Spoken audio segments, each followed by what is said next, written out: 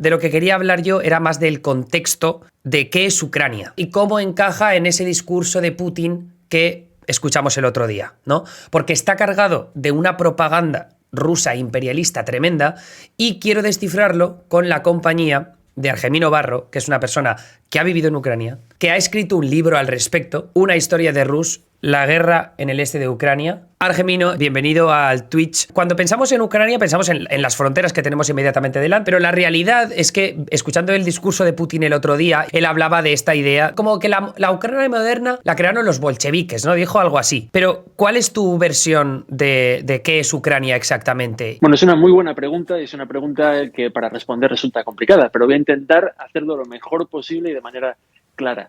Tenemos que volver al siglo IX, creación de un reino medieval llamado Rus de Kiev. Kiev es la capital de Ucrania y era la capital de este reino medieval. Entonces, en este reino vivían eslavos orientales, que son las personas que a día de hoy son rusos, bielorrusos y ucranianos. En ese momento hablaban la misma lengua. Pensemos, por ejemplo, en el latín. Pues los franceses, los portugueses, los españoles y los italianos hablaban antes la misma lengua. Pues pasaba un poco igual con esta región del mundo que estaba englobada en torno a Kiev, ¿no? Entonces, hay que saber tres cosas de este reino mítico, la Rus de Kiev. La primera es que había varios príncipes, era un poco anárquico y había guerras particidas. La segunda, y eso es algo que le pasa hoy a Ucrania, es que la geografía era muy amplia y estaba muy expuesta a los invasores que venían del este. Es decir, a día de hoy Ucrania está conectada con Siberia por una gran llanura oceánica que son las estepas salvajes. Y por esa llanura oceánica que conecta Ucrania con Siberia, a través de los siglos han venido muchos invasores, ¿no? Con lo cual siempre ha tenido ese componente Ucrania de ansiedad, de mirar al este, de decir que vienen los házaros, que vienen los cumanos, que vienen los mongoles, que vienen los tártaros. Y a día de hoy, pues, que vienen los rusos, ¿no? Cruzando un poco la frontera.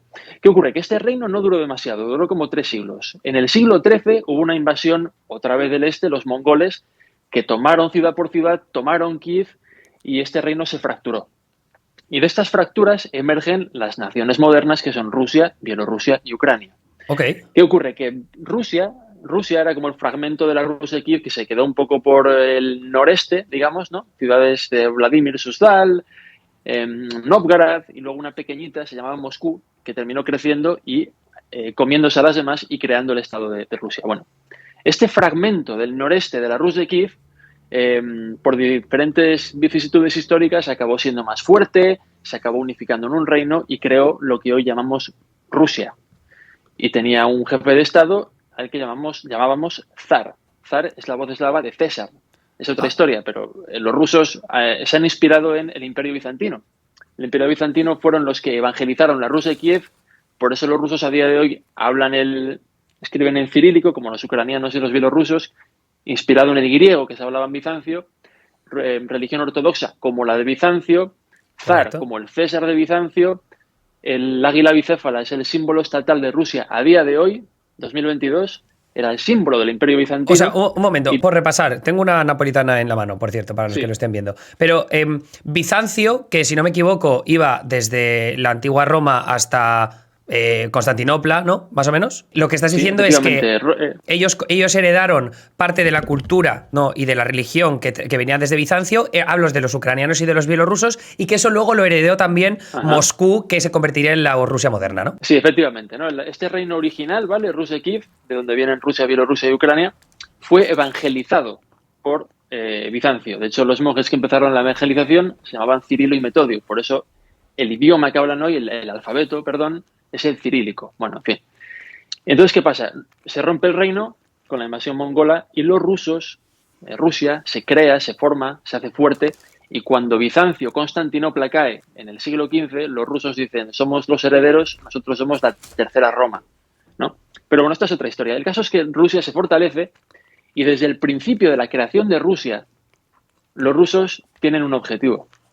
Y ese objetivo es reconquistar los territorios originales de la Rus de Kiev. Porque los rusos dicen, sí, estamos en Moscú, pero venimos de la civilización de Kiev, la civilización que fue ocupada por los mongoles, que cayó en el siglo XIII. Ese es nuestro origen. Ese es el territorio. Kiev es la ciudad madre de los rusos. Tenemos que reconquistarlo. Pero ¿qué pasa? Que los rusos durante unos siglos no tenían tanta fuerza. Se unificaron, Moscú conquistó otras ciudades, se liberaron de los tártaros, estaban estaban a los suyos. Y por entonces Kiev... y otra serie de cosas. ¿Y qué pasaba con Kiev en ese tramo? Bueno, con Kiev fue ocupada por los tártaros y luego aparecieron otras dos potencias en el oeste. Una era Polonia, otra era Lituania, y de hecho se mezclaron, ¿no? Pero bueno, tampoco quiero complicar demasiado. Sí, vale. Pero tenemos en el oeste estas dos potencias que también ocupan Kiev y bueno, digamos que la Rusia de Kiev es troceada, ¿no? Entonces, Rusia siempre ha tenido este objetivo, los zares tienen ese objetivo. ¿Qué ocurre? Que en el siglo XVII, damos un salto hacia adelante, 4 siglos, en el actual territorio de Ucrania hay una guerra en la que unos señores llamados cosacos se enfrentan a los ocupantes de entonces de la ciudad de Kiev, que eran los polacos, ¿no? De ese territorio. Entonces hay una rebelión campesina liderada por 2 cosacos contra el ocupante polaco. A los cosacos les va muy bien al principio y luego les va muy mal y están al borde de la derrota. Y entonces el líder cosaco, Bogdan Khmelnytsky, dice, ¿qué hacemos? Vamos a perder, nos van a masacrar los polacos, no tenemos escapatoria. Y dice, un momento, tenemos nuestro primo ruso del este. Vamos a pedirle ayuda. Y entonces el zar del este, Alexei, manda a sus boyardos y Khmelnytsky y los boyardos del zar se reúnen en Ucrania. ¿Qué significa boyardos? Ese tiene un nombre muy gracioso. Boyardo, los nobles. Los nobles vale. del zar. Es el zar. Claro, los nobles rusos, bueno, los emisarios del zar, van a reunirse con Khmelnytsky y les dicen, sí, te ayudamos, no te preocupes, pero tenemos una condición. El reino que se cree como consecuencia, cuando derrotemos a Polonia, este territorio va a ser nuestro. Kiev y todo ese rollo, eso va a ser nuestro, va a ser de Rusia. Y Khmelnytsky dice, no, eso es demasiado, no. Y se va de la iglesia donde se reunían. Pero claro, Khmelnytsky está desesperado y a las 4 horas vuelve y dice, venga, que sea lo que Dios quiera. Firman el pacto y así es como los rusos entran en el actual territorio ucraniano, vencen a los polacos en una guerra horrible y adivina que acaban conquistando la ciudad de Kiev. Y entonces los rusos dicen, bien, reunificación, hemos ya reunido los reinos de la Rusia de Kiev bajo el manto de Rusia, justicia histórica. Pero hay un problema, que desde la caída de Kiev y esta reconquista de Rusia han pasado 4 siglos. Y en esos 4 siglos ha aparecido un idioma, que es el actual ucraniano, más o menos, ha aparecido una élite intelectual, Petro Mogila, Berdych, otros intelectuales ucranianos, se forman academias, imprimen libros, hacen diccionarios, construyen iglesias, monasterios, y entonces es una nación, lo que es la visión ucraniana, ¿no? Y entonces estos intelectuales con los campesinos que hablan ucraniano, con los cosacos, que son un poco la casta guerrera ucraniana, se juntan y dicen, no, somos una nación. Y entonces los rusos ahí dicen, no, son rusos. Entonces ahí se empiezan a producir una serie de roces y se producen muchas guerras a lo largo de los siglos, ¿no? ¿Qué pasa? Que Rusia durante 300 años tiene el poder, controla Kiev, pero siempre hay una pulsión de independencia ucraniana. Y de hecho, una prueba para saber la posición política de alguien es preguntarle ¿qué significa Ucrania? Los rusos dicen, Ucrania viene de frontera, es una frontera. Rusia es el país y Ucrania pues está en un ladito, es una frontera. Y de hecho Ucrania la llamaban Mala Rasía, que significa pequeña Rusia, era como el hermanito menor, ¿no? Pobre. Y sin embargo los ucranianos dicen, no. Ucrania viene de Kraina. Kraina significa tierra. El centro es Ucrania. El país es Ucrania, el idioma es el ucraniano, la capital es Kiev y Kraina significa la tierra, este es nuestro país. Y siempre hay esas fricciones, ¿no? En el año 1918 declaran la independencia, luego los rusos atacan, los bolcheviques, crean esta Ucrania soviética, que es un poco a lo que se refirió un poco Putin. Por revisar eso, ¿no? Que Sí. Entonces, Rusia, la Rusia de los zares, ¿no? Bueno, en este caso, ¿quién estaba gobernando en 1918? Era Nicolás... Sí, en el 17 Nicolás II, II. que fue derrocado en febrero del 17. Exacto, entonces estás diciendo... Y luego un gobierno provisional y luego la revolución. Estás diciendo que después de la revolución, Ucrania reclama su independencia, ¿no? 1918, revolución y Primera Guerra Mundial. Claro. En la cual está todo hecho un caos, un desbarajuste, y ahí es cuando los ucranianos, la Rada, el parlamento ucraniano, dice, aprovechamos y declaramos la independencia. Y los bolcheviques dicen, lo reconocen, dicen, va, muy bien, pero luego mandan al ejército, ¿no?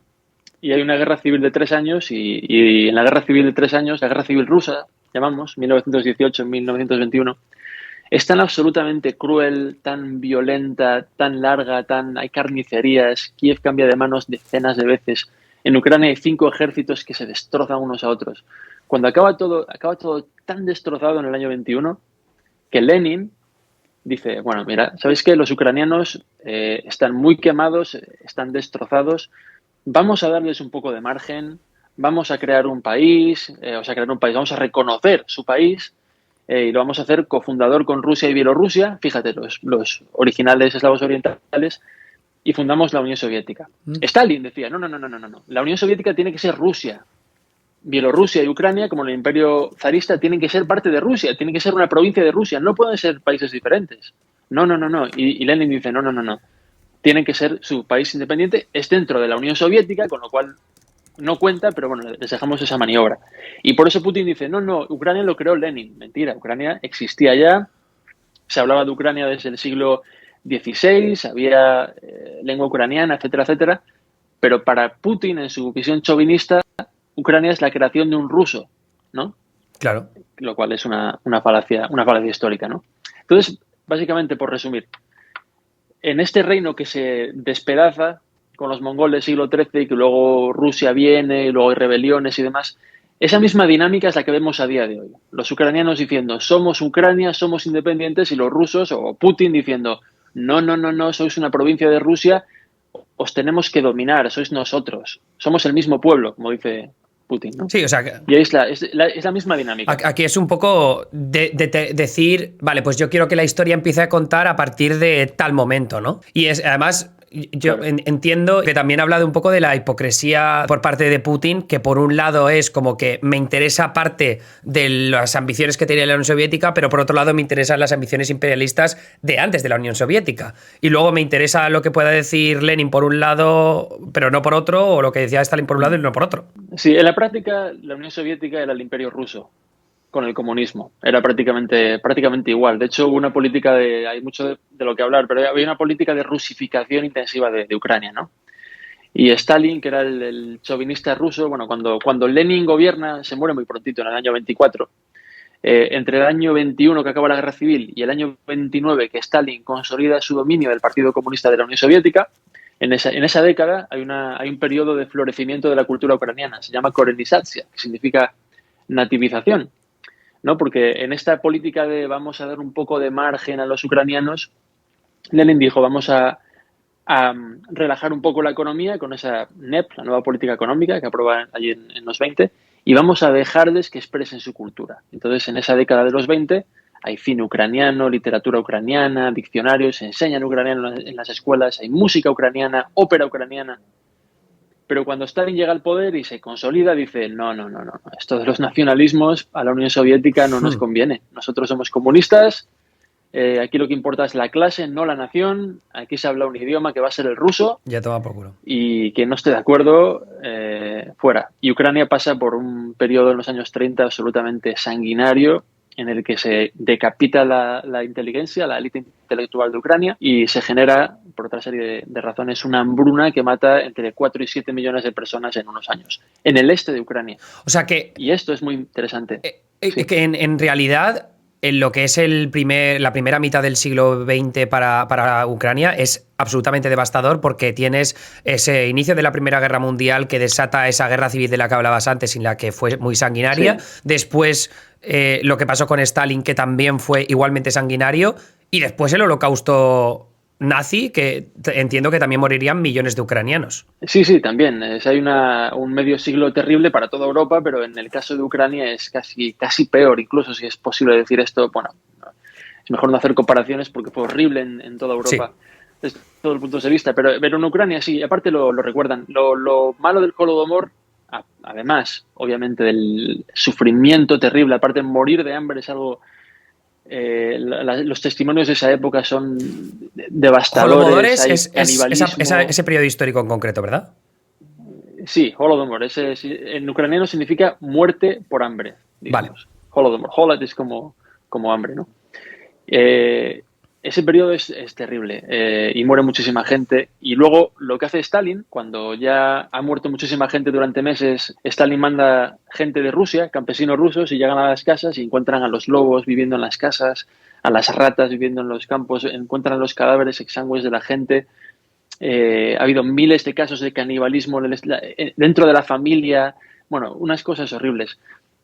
Manda Stalin gente de Rusia Y esa es una de las razones, entre muchas otras, ya venía de antes, por las que las regiones del este y del sur de Ucrania, que hoy decimos Mariupol, Donetsk, Lugansk, hasta Odessa, son rusófonas y son más rusas, porque se enviaron rusos en esa época. Antes también, no solamente Stalin, Catalina la Grande y demás, también enviaron rusos. Pero es una política de colonización también, ¿no? De Ucrania, es la visión ucraniana. Ese comentario que acabé de hacer, Argemino, es súper importante para que luego cuando veamos el resto del mapa de Ucrania tengamos bastante claras las diferencias a nivel demográfico, pero también de posibles... por ejemplo, yo recuerdo que cuando veías la votación a Yanukovych, ¿no? En las elecciones que tuvieron lugar en la primera mitad de los 2000, de la década de los 2010, perdón, de los 2000, a ver, no, de los 2010, perdón. Ahí lo que se veía es que el apoyo a Yanukovych, que era un líder prorruso, era mucho más bestia ese apoyo en las regiones orientales, ¿no? Más cerca de esas ciudades que decías tú, Sí. y a Gozum de Donetsk, de Luhansk, también en la península de Crimea, Mariupol. Entonces, entiendo que eso es por lo que estás diciendo tú, que después de ese periodo tan horrible del no sé cómo lo has pronunciado, Holodomor. Holodomor. Entiendo que a partir de ahí es cuando repueblan esas partes de Ucrania de forma mucho más destacada que la zona occidental del país con rusófobos y ahí es la razón por la que vemos esa diferenciación, ¿no? Sí, también venía de antes ya, ¿no? O sea, con Crimea, con Catalina la Grande y demás, envían ya rusos. O sea, es un proceso histórico que se extiende varios siglos, no solamente es en el siglo XX, pero en el siglo XX continúa. Es decir, al final, la historia de esta región tiene dinámicas que se van repitiendo. Simplemente cambia el zar, cambia el año, cambia a lo mejor parte del paisaje, pero es un poco la misma dinámica de rusificación. Stalin era comunista, pero aplicaba políticas muy parecidas a las de los zares, ¿no? Hay como una especie de gen, de ADN ahí en ese imperio ruso-soviético que se mantiene a lo largo del tiempo y que Putin ahora mismo también está ejerciendo, ¿no? No es un comunista, pero al final tiene ese elemento de Stalin y Stalin tenía el elemento de los zares. O sea, que es algo que se va repitiendo. Que yo he dicho antes, no sé por qué he dicho rusófobos, yo creo que es porque he estado leyendo tanto sobre la rusofobia en Ucrania que al final he terminado reproduciéndolo. Rusófonos era la palabra que estaba buscando. Entonces, después de tener todo ese contexto histórico, que muchas gracias porque la verdad es que ahora me ha quedado bastante más claro, yo quería analizar contigo un poco, conocer un poco mejor el país, porque tú has estado en varias de las ciudades de las que estamos hablando mucho estos días, ¿no? Entonces... por empezar por las primeras de todas de las que se ha hablado estos días antes de que empezara la invasión, que son Donetsk y Luhansk, que es donde están donde están y donde estaban las fuerzas separatistas prorrusas. ¿Qué me puedes decir sobre esa región en específico, el desarrollo que ha tenido en estos últimos años? Bueno, un apuntito muy breve del origen un poco del Donbass, ¿no? Sí. Cuando la actual Ucrania estaba controlada por Polonia, las ciudades y demás, los polacos tenían plantaciones donde el trabajo era prácticamente esclavo. Muchos campesinos se iban a la estepa y montaban allí asentamientos. Y esta estepa se llama históricamente Dikopoli, significa llano salvaje. Y fueron ahí como creando asentamientos. Y esta estepa es esta zona del Donbass, de Donetsk y Lugansk, ¿no? Una zona así libre. Y históricamente desarrolló una fama de ser un lugar anárquico donde iban forajidos, refugiados, nobles caídos en desgracia, criminales. Luego se volvían cosacos, ¿no? Y era un lugar sin ley, una especie de salvaje este. Y lo interesante es que este elemento de salvaje este de la Edad Media se mantiene en el tiempo, ¿no? Entonces, de repente, cuando los rusos, el Imperio ruso empieza a fundar las industrias metalúrgicas y abrir las minas, porque en el Donbass, en esta zona esteparia, resulta que el carbón está muy cerca de la superficie, con lo cual cuando llega el siglo XIX, los zares, digamos, conectan los puntos y dicen, pues esto hay que explotarlo. E invitan a gente europea, británicos. Por ejemplo, el nombre de Donetsk, el primer nombre de Donetsk es Yusivka. Yusivka viene de Hughes, que es el nombre del industrial británico que montó allí sus emporios con el permiso del zar. ¿Qué pasa? Que se hacen minas, metalurgia, pero el elemento salvaje, nómada de la estepa salvaje, del llano salvaje, se mantiene. Y las minas tenían esa fama de forajidos que se iban a las minas a trabajar, que tú a lo mejor estás buscado por la policía en Kiev, pues te vas a las minas, allí había tanta demanda de mano de obra que te disimulas. Y luego se sigue manteniendo. Y luego llega la Unión Soviética y el Donbass es como un lugar sin ley todavía, de los pocos que había en la URSS. Se cae la Unión Soviética, domina el AMPA, hay asesinatos, ajustes de cuentas, y luego llega la guerra del 2014 y lo mismo, ¿no? Es ese elemento salvaje. Toda la historia de Donetsk y de Lugansk es un poco esa. Originalmente cosacos nómadas, luego vamos al Imperio Ruso, industriales, minas, obreros, y luego con la Unión Soviética se mantiene ese tejido industrial, que luego cae en decadencia y en 2014, por eso mucha gente allí está muy enfadada y es prorrusa porque ya no gana dinero, las minas han cerrado y recuerdan sus días de gloria de cuando tenían un salario relativamente potable en la Unión Soviética, ¿no? Argemino, prácticamente me acabas de definir el Rust Belt, ¿no? O West Virginia, prácticamente. Claro, claro. Mira, Emilio, yo estuve en el 2014 en el Donbass y vi las manifestaciones estas de gente. Era gente mayor, gente también de clase obrera, muy prorrusos. Y sí, y eran muy anticosmopolitas. O sea, había como, los proucranianos eran como cosmopolitas. Eran gente con pantalón de pitillo, con cera en el pelo, con gafas de sol, anglohablantes, la élite intelectual, los profesores. Y luego la gente más prorrusa era gente más hemos tenido una época de gloria, ¿no? Make America Great Again, en los años 80, 70, con un buen salario, un trabajo en General Motors, bueno, haciendo un poco la comparación con Estados Unidos, y me quedé con esa imagen. Y cuando vine a Estados Unidos en 2014 a finales y cubrí luego la campaña de Trump y iban a los mítines de Trump, me recordaba un montón Wow. la actitud. La gente, muchísimo. Incluso la desinformación, lo mismo, corría como la pólvora. En Ucrania se quejaban de Kiev no nos hace caso, el gobierno corrupto, era la ciénaga de Kiev, para que nos hagamos una idea. Era como Washington, era muy, muy, muy parecido, ¿no? Y al final es un problema global de la gente conectada, que habla idiomas, que viaja, que tal, y luego la gente que tiene un trabajo más de industrial, de la tierra, sólido, que ahora está en decadencia. Es un poco lo que llaman los anywhere contra los somewhere, ¿no? Sí.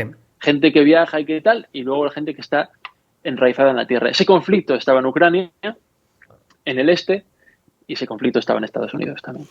Estabas mencionando lo de la desinformación.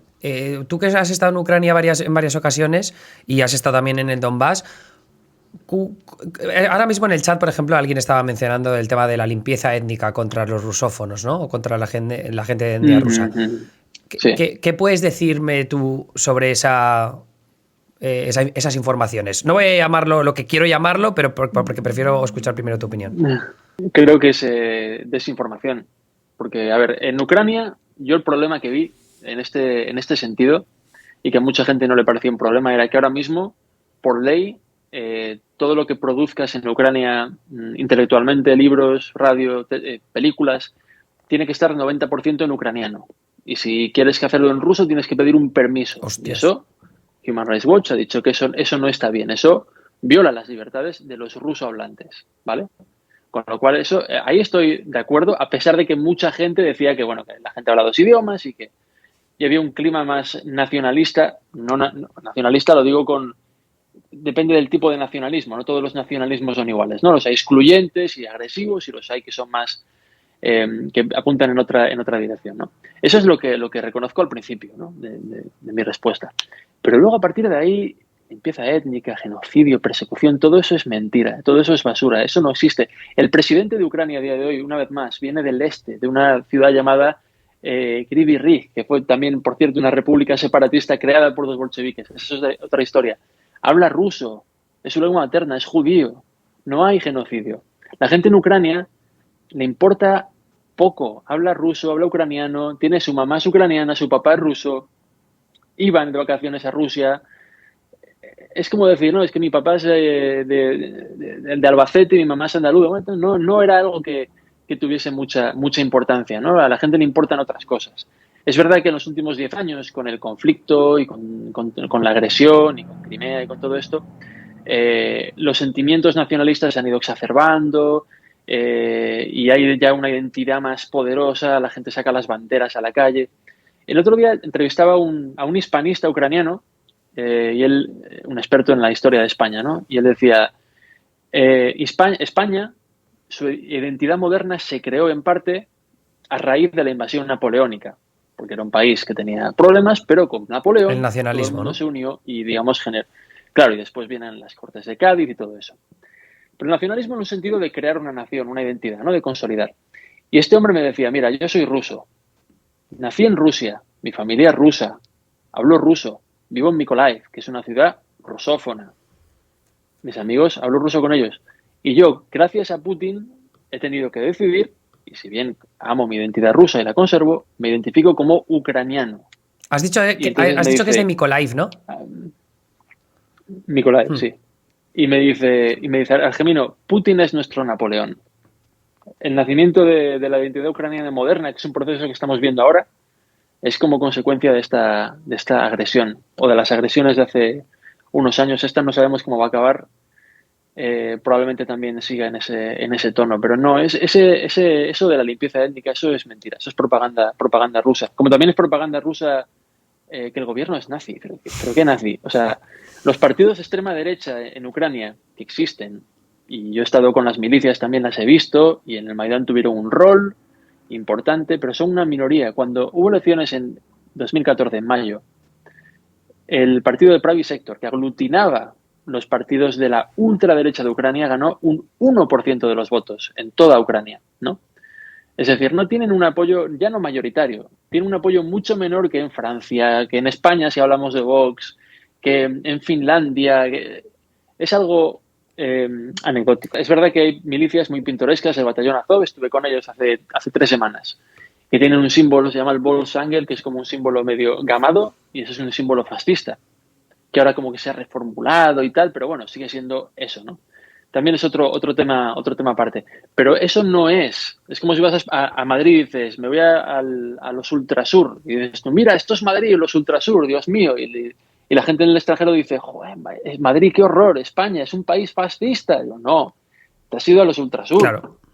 Eso no es España, eso es un 0,1% de A mí España. me hace muchísima gracia ver la misma foto. No sé cuántas veces he visto la misma foto de dos, creo que son del batallón de Azov con una bandera, que sale la bandera de Ucrania con el símbolo nazi, ¿no? Con la esvástica.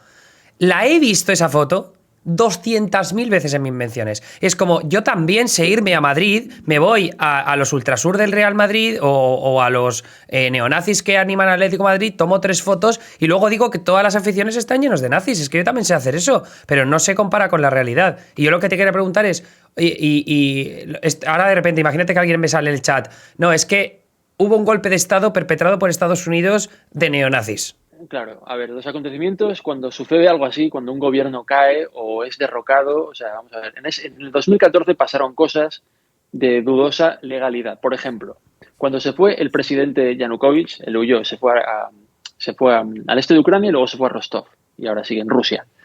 Cuando se fue, el Parlamento ucraniano, la Rada, votó su destitución a mano alzada sin la presencia de los miembros del Partido de las Regiones, que era el que apoyaba a Yanukovych. Con lo cual, eso legalmente, dices tú, bueno, eso no es del todo claro. Al mismo tiempo, las revoluciones nunca siguen un manual perfecto. No es que el día 1 pasa esto, el día 2 pasa el otro y el día 3 pasa tal y ya tenemos una revolución. No, cada una es diferente. Las hay más violentas que otras. Y en esta hubo una concentración masiva de gente en toda Ucrania, especialmente en el oeste y en el centro, pero también en el este. Ahí estaba todo más mezclado, pero también había concentraciones con un apoyo absolutamente masivo de la población, con decenas de miles en las calles, de personas en las calles y de manera espontánea. Evidentemente, la propaganda rusa dice que de espontáneo nada, que eso fue la CIA. Que se estaban gastando $1 millón al día, la CIA. Y mira, Emilio, la CIA y Estados Unidos tienen sus intereses y no se cortan un pelo en empujar su agenda. Es decir, no vamos aquí tampoco a engañarnos y decir que era todo 100%. Evidentemente. ¿No? Y llegaron allí y llamaron y dijeron, no, y tenían su líder favorito para colocar y para no colocar, pero eso no tiene ningún impacto en la realidad caliente del momento, que había allí una población enfadada de una manera totalmente clara y numerosa, ¿no? Y de hecho los gobiernos se fueron cayendo en el oeste de Ucrania y bueno, ya no pasaron muchas cosas. Yanukovych sacó a Berkut a la calle, hubo violencia de ambas partes, pero al final hubo francotiradores que mataron en torno a un centenar de personas en las calles, ¿no? Lo que llaman hoy las víctimas de la centuria celestial. Entonces, no es un golpe de Estado. Un golpe de Estado es otra cosa. Un golpe de Estado es un cambio de poder de un partido por otro, de un bando, un cambio de poder. También hay diferentes tipos. Un golpe militar, esto fue una revolución. Esto estuvo apoyado por cientos o millones de personas en Ucrania. Hay encuestas que lo demuestran, los vídeos. Es algo que está muy probado. No, Luego, claro, los detalles. Pues se pone un político, aparece otro, pues bueno, ¿sabes?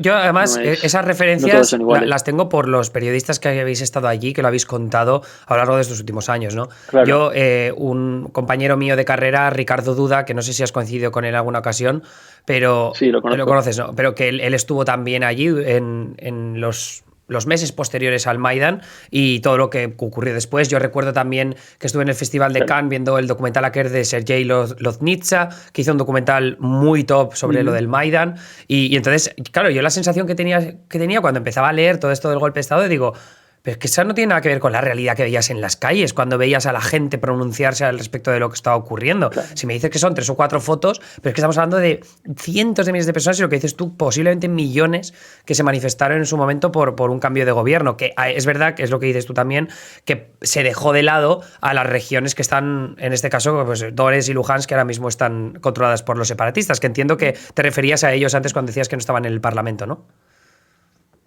Claro, claro, porque Yanukovych es una persona, bueno, es de Donetsk, del clan de Donetsk, y entonces, pues como tú has mencionado antes, efectivamente tú ves el mapa electoral de las elecciones del 2010 y tienes a Yanukovych con todos los votos, ¿no? Las franjas rojas del este y el sur de Ucrania, y luego en el oeste, pues no le vota nadie, ¿no? Y eso, pues hay que tenerlo en cuenta. Claro, Yanukovych se marcha a Rusia, ocupan el poder otros partidos más moderados, Batkivshina y otros. Entonces mucha gente dice, es un golpe de Estado, ¿no? En el este dicen, pues nuestro hombre Yanukovych ya no está y ha sido arrojado del poder violentamente, ¿no? Es verdad que Yanukovych sacó a los francotiradores y murieron un centenar de personas en las calles, ¿no? Eh, entonces, claro, ahí como el gobierno pasa de tener a una mayoría de ministros que vienen del este y el sur de Ucrania a ministros que no vienen de esa zona. Entonces ahí sí que se produce una ruptura de decir, oye, ¿qué pasa con nuestros intereses? Y entonces Rusia utiliza eso para montar una insurrección aparente vecinal que tenía parte de apoyo popular, pero que no era algo masivo. O sea, yo también estuve en las manifestaciones allí de Donetsk y Lugansk, no en Lugansk, en Donetsk y en otras ciudades de Donetsk, de la región, y no era algo tampoco clamoroso que hubieran millones en las calles, parecían operaciones del servicio secreto, ¿no? Había como llegaban a un sitio, lanzaban unas pedradas, se metían, ya, pum, edificio conquistado, la policía no hacía nada y allí siguen a día de hoy, por De cierto, hecho, ¿no? el Pero no, otro sí, día cuando Putin anunció que apoyaba, bueno, que reconocía la independencia de esas repúblicas autoproclamadas, se vieron como manifestaciones de felicidad en las calles de Donetsk y de repente eran como 20 tíos, ¿no? Que eran todos ahí con claro, sus banderas de Rusia claro. celebrando, que decías, pero ¿cómo puedes estar diciendo esto? O sea, ahora sin embargo, Claro, es una coordinación. sí. Sí, sí, no, eso se hace para las cámaras de televisión. Es que es lo que decimos antes, es que es muy fácil, es una operación de agitación y propaganda muy sencilla. Es coger y decir, mira, chavales, ponemos aquí 20, 30, 100. Una vez más, hay gente que simpatiza realmente, genuinamente con eso. Pero no es la imagen, ¿no? En 2014 se intentó dar a las televisiones rusas de que iba a haber una guerra civil en Ucrania. Mentira. El coronel Baños hoy ha dicho que otro peligro de la guerra civil, no lo quería sacar a colación, pero lo voy a de Ucrania, era el peligro de guerra civil. No, Ucrania es un país más unido que nunca Bueno, y mucha gente rusa de origen o ucraniana se llevan igual de bien. el coronel Baños, que se equivocó rematadamente con las predicciones, decían que no iba a haber invasión y Sí, creo recordar que fue uno de los que se burló de todo el asunto de que se burló. se burló de que estuvieran avisando que era una invasión inminente, ¿no? Cosa que no me sorprende conociendo su historial. Hay una diferencia. Hay una diferencia importante. Una cosa es equivocarte, como me equivoco yo y tú y todo el mundo, y otra cosa es reírte de algo tan grave. Porque aparte, si no hay invasión hoy, la puede haber mañana o dentro de una semana. También hay que ser inteligente. Porque que no haya invasión el miércoles 18, como dijo Biden, que podría ser el caso, no significa que el 19 o el 24 no la haya, Claro, ¿no? es que eso Y es al lo final que Estados me Unidos... cabreaba, es que te lo juro qué rabia me daba eso. O sea, era como, bueno, entonces pasará mañana, y si pasa mañana dirán, mira, estábamos acertados. Pues sí, coño. O sea, si te has equivocado por 2 días, pero la invasión se ha producido, pues claro que tienen razón. Por algo hay putas 175.000 unidades militares alrededor de toda la frontera con Ucrania. O sea, es que me parece alucinante como... Claro. Es que no estamos jugando al Age of Empires, ¿sabes? Que es que estamos hablando de vidas humanas y de cientos de miles de tropas involucradas. Sí, ha sido escalofriante. Yo estuve ahí hasta hace 2 semanas, estuve 2 semanas, que era lo que pude cogerme. Y los expertos militares lo veían y yo les preguntaba, pero esto es un show, ¿no? Esto es un farol. O sea, hay 150.000 tropas o 120.000, pero decían, no. Están ocultando las insignias, están ocultando el armamento en los bosques. Las plataformas de internet donde puedes seguir el movimiento de trenes están bloqueadas. O sea, ya había un esfuerzo y decían, no, tienen líneas de suministro, no, están colocando puestos de comandancia de campo, todo tipo de armamento. Entonces, estaba ocurriendo, pero al mismo tiempo los ucranianos y los demás era como, esto no puede ser esto, ¿no? Una invasión. Y al final... No sé si te acuerdas pues es lo que te escribí yo... Los peores augurios. ¿Te acuerdas que te escribí yo en... Sí. Que dije, porque yo estaba viendo lo que decían los analistas en Twitter de OSINT, ¿no? Que es Open Source Intelligence, que son pues gente que a través de herramientas open source estaban llegando a la conclusión de que efectivamente se estaban aglomerando muchas tropas y que era todo muy preocupante. Y te dije, genio, ¿cómo vas? ¿Tan mal se está poniendo la cosa? Es que veo a unos periodistas, menciono específicamente a algunos, pero no los quiero mencionar en voz alta, burlarse del pánico estadounidense. Pero no sé si esa es la sensación que tenéis allí en Kiev. O sea, ya por entonces era fácil ver, si seguías a la gente adecuada, que había esa preocupación. Y al final, bueno, se ha terminado produciendo. Pero dejando ese tema a un lado, que yo creo que ya lo hemos analizado muy en profundidad en otras ocasiones, yo, antes de quitarte más tiempo, sí que quería que nos ayudaras a conocer un poquito mejor Ucrania y las ciudades de las que estamos hablando estos días. Porque hemos visto el lado logístico o el lado estratégico, mejor dicho, de algunas de las ciudades protagonistas, pero hablábamos antes del Donbass y tú me habías dicho que conocías muy bien Mariupol, que está muy cerca de Donetsk, es una ciudad que tiene acceso al mar de Azov, que está aquí abajo, Mariupol, que el frente del Donbass está aquí, y es una ciudad que está ahora mismo bajo control del gobierno ucraniano, pero tiene una importancia estratégica muy grande y parece que va a sufrir un avance por 2 frentes por parte del ejército ruso. Entonces, ¿qué tiene Mariupol de especial, teniendo en cuenta que está tan cerca del Donbass y podríamos pensar que es más cercana a Rusia que otras partes del país? Bueno, por un lado tiene ese elemento, como has mencionado, estratégico, de que es una ciudad con puertos, es una ciudad con un tejido industrial y es una ciudad que, digamos, podría estar en medio del corredor potencial entre Rusia y Crimea, ¿no? Crimea es un lugar que necesita agua y Rusia podría intentar conectar a través de Mariupol y de otras ciudades. Pero es una ciudad muy interesante porque es muy soviética, mucho. O sea, es llegar allí, es una ciudad que depende de dos plantas acereras que pertenecen al magnate regional, bueno, de Ucrania, al magnate Akhmetov, y tú entras en Mariupol y ves como una mano caliente de partículas de metal y de formaldehído con olor a carbón y a aluminio, te toca la cara y notas como en tu garganta y en tu boca hay una especie de sabor a herrumbre. Y es por el nivel de contaminación elevadísimo, ¿no? Y es una ciudad que tiene avenidas resquebrajadas, perros callejeros, es muy pintoresca en el sentido soviético, ¿no? Y luego también tiene el elemento, ahora mismo está muy ucranianizada en el sentido, ¿no? Tiene una intelectualidad que está haciendo el esfuerzo de hablar más en ucraniano, y a pesar de que son rusófonos. Y hay como una especie de clima político muy interesante, ¿no? Porque era una ciudad más de mitad prorrusa, mitad pro-ucraniana, más o menos, ¿no? En 2014. Y ahora las encuestas, la composición del gobierno, parece que indica a que se va inclinando más a favor del lado ucraniano. Y esto es importante. Quiero hacer una mención rápida. Gracias a Vladimir Putin, con la ocupación de Crimea y con la guerra en el Donbass, los lugares de Ucrania que tenían más millones de votantes prorrusos ya no están de facto en Ucrania. Esto es importante porque esto ha hecho que el equilibrio histórico de la Ucrania moderna, de mitad prorruso, mitad pro-ucraniano, se ha roto en favor del equilibrio pro-ucraniano. Entonces, los prorrusos a día de hoy son, en lugar del 45-50% del país, electoralmente, son entre el 25 y el 30%. Y no solo eso, sino que los prorrusos ahora tienen un lenguaje y un discurso muy diferente al de hace 10 años. Ya no dicen queremos llevarnos bien con Rusia. Ahora tienen un discurso mucho más sutil, más pragmático.